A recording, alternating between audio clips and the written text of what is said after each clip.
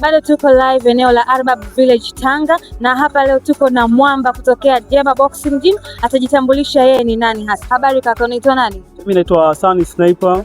Ni kapteni wa Jeba Boxing Gym.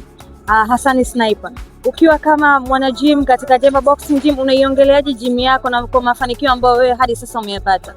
Kwanza nipende kumshukuru Mwenyezi Mungu kwa kunifikisha sehemu sahihi. Mpaka sasa hivi na mabadiliko makubwa tofauti na hapo mwanzo. Na naona nimefika sehemu sahihi kutokana nina viongozi bora na tuna msimamo na nina mwalimu bora pia. Sawa. Ulisema ni captain. Kwa hivyo wewe una wa control yani au kuwa supervise wengine, wewe hauingii ulingoni au unaingia? Mimi naingia ulingoni pia, ni bondia pia.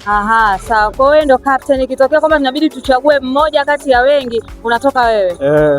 Kwa hiyo kwenye ushindi wa Dar es Salaam umebeba au? Ushindi wa Dar es Salaam tumebeba kama mnavyoona hapa. Nimekuja na medali ya fedha. Ndio. Nilitoka mshindi wa pili. Hongereni sana. Shukrani sana. Maana naamini ushindi ni wewe wote. Na tumepata nafasi ya kuchaguliwa katika timu ya taifa. Ndio.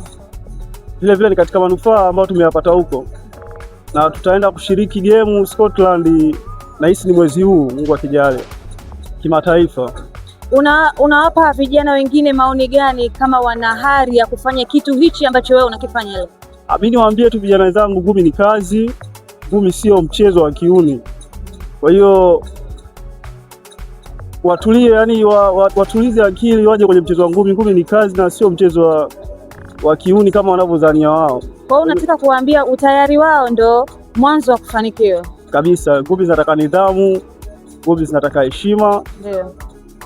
Yaani ngumi ni kazi kama kazi nyingine. Ngumi ni kazi kama kazi nyingine.